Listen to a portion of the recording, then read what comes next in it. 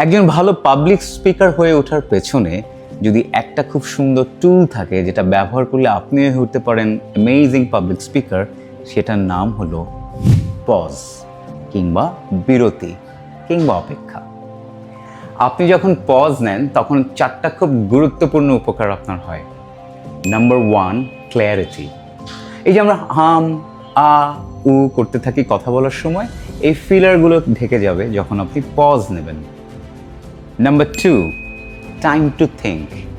আপনি যখন পজ নেন তখন আপনার নেক্সট চিন্তাটা করার আগে, নেক্সট কথাটা বলার আগে আপনি একটু সময় পাচ্ছেন। এটা একজন পাবলিক স্পিকারের জন্য খুব গুরুত্বপূর্ণ। You know what?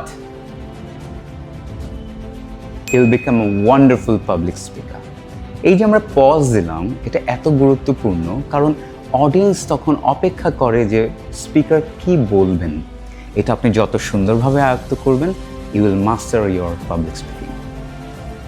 And finally, when you master the art of pause, you naturally become confident.